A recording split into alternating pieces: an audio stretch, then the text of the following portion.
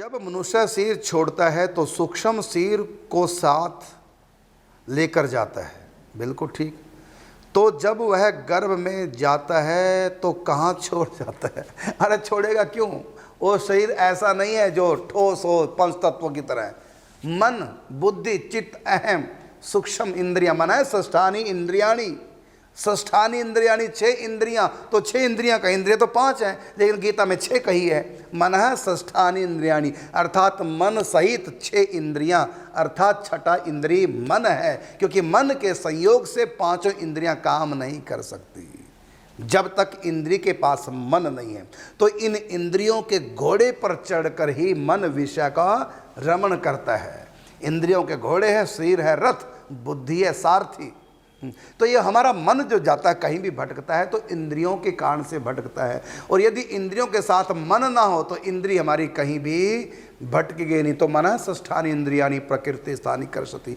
जब हम शरीर को छोड़कर जाते हैं तो उस समय शरीर यहीं रहता है, लेकिन इंद्रियां हमारे साथ चलती हैं।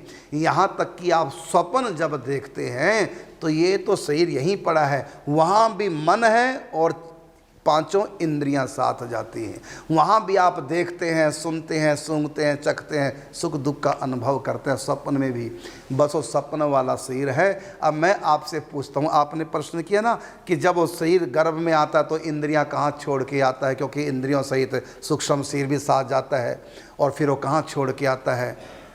तो मैं कहता हूँ जब आप सपने में घूम रहे होते हैं जिस शरीर से, तो जब आप वापस शरीर में आते हैं वो शरीर कहाँ छोड़ के आते हैं? इसका अर्थ आपके प्रश्न तो मैं ये समझाऊं, आपका सीधा सीधा सूक्ष्म शरीर से मतलब है शायद जो भूतों का शरीर होता सूक्ष्म शरीर। अरे वो अलग है, वो आतिवाहिक शरीर है। लेकिन ये जो सूक्ष्म शरीर है ये आतिवाहिक शरीर नहीं, वो तो एक योनि है भूतों की, वो तो मिलती है और छूट भी जाती है। लेकिन जो हमारा जो शरीर है उसको तो आतिवाहिक शरीर कहते हैं प्रेतों का। हमारा जो शरीर है सूक्ष्म शरीर जिसको बोलते हैं, ये कभी नहीं छूटता।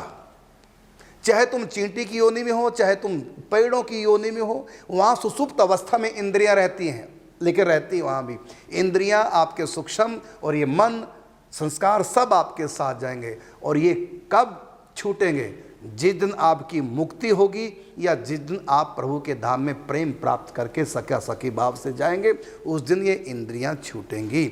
या शरीर के रहते भी कई बार हो जाता है कि जिसको भगवान ने कहा कि मनमना भव मद भक्तो मध्य जिमाम नमस्कुरु, जब हमारा भगवान से प्रेम होगा तब भी ये इंद्रियां, ये मन दिव्य हो जाता है, लेकिन कुछ समय के लिए होगा, हर समय के लिए नहीं तो सिर छूट जाएगा। क्योंकि दिव्य मन, परमात्मा का मन जब उतर के आएगा तो उसका आनंद ये शरीर, ये मन, बुद्धि सहन नहीं कर पाएंगे। तो ये क्या है? सूक्ष्म शरीर तो मोक्ष के समय छूटता है या भगवत प्रेम प्राप्ति में छूटता है। ये सूक्ष्म शरीर तो माया है, और ये तभी छूटेगा जब माया मरे ना मन मरे। मर गए शरीर, आशा तृष्णा न मरी, कह गए भगत कबीर। ये हमारा मन, ये इंद्रियां कभी मरेंगी नहीं, ये तब मरेंगी जब हमारी मुक्ति होगी, अर्थात ज्ञान के मार्ग से या भक्ति के मार्ग से चलकर ही इन सूक्ष्म शरीर से छुटकारा होगा। इसके भीतर एक और शरीर है जिसको कारण शरीर बोलते हैं। हमारी आत्मा 3 शरीरों के अंदर बंद है। ये भौतिक शरीर पार्थिव, इसके भीतर सूक्ष्म शरीर, इसके भीतर कारण शरीर।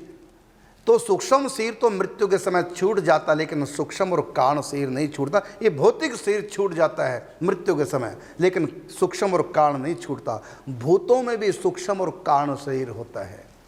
और जो भूतों का शरीर है आतिवाहिक, को तीसरा शरीर है।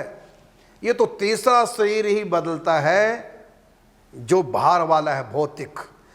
देवता बन गए, देवताओं का शरीर, और नरक में गए तो वहाँ यातना देह मिलता है अलग से, और दुनिया में आए तो ये पंच तत्वों का शरीर मिला है पार्थिव।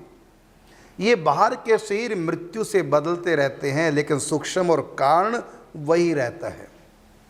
ये छूटेगा कब? जब हम माया से मुक्त होंगे। माया से मुक्ति का रास्ता है ज्ञान, और माया से मुक्ति के बाद एक और आत्मा की स्थिति है वो भगवत प्रेम प्राप्ति। वो होगा प्रेम से, भक्ति से। तब फिर हमको भाव देह प्राप्त होगा। ज्ञान मार्ग से कोई देह प्राप्त नहीं होता है, भक्ति मार्ग से भाव देह प्राप्त होगा। भाव का अर्थ होता है जो सदा रहने वाला है, और अभाव का मतलब होता है जो होता नहीं उसको बोलते हैं अभाव, और जो होता है उसको बोलते हैं भाव। धन नहीं है तो क्या कहेंगे? धन का अभाव। और धन है तो कहेंगे इसका क्या भाव है। कोई चीज़ खरीदेंगे, इसका क्या भाव है, मतलब इसका कितना पैसा लगेगा। तो जो चीज़ होती है उसको बोलते हैं भाव, और जो नहीं होती उसको बोलते हैं अभाव। तो जो सदा रहे वो है भाव, परम भाव। तो उसको भाव देह प्राप्त, उसको भाव देह बोलते हैं। तो सखा सखी का भाव देह प्राप्त होता है, ये भक्ति मार्ग के लोगों को। और जो ज्ञान मार्ग में निराकार मान करके भगवान को जो चलते हैं अद्वैत के पंथ से, तो उनको भी माया से मुक्ति मिलेगी, सूक्ष्म और कारण जगत से। उसके बाद वो सदा के लिए परमात्मा में एकीकार हो जाएंगे। लेकिन जो भक्ति के रास्ते से चलते हैं, प्रेमी जो होते हैं, वो भगवान से एकीकार नहीं होते, बल्कि वो भगवान के साथ रहते हैं। उनमें समाते नहीं, बल्कि साथ रहते हैं, सखा सखी आदि बन करके प्रेमानंद का रसास्वादन करते हैं।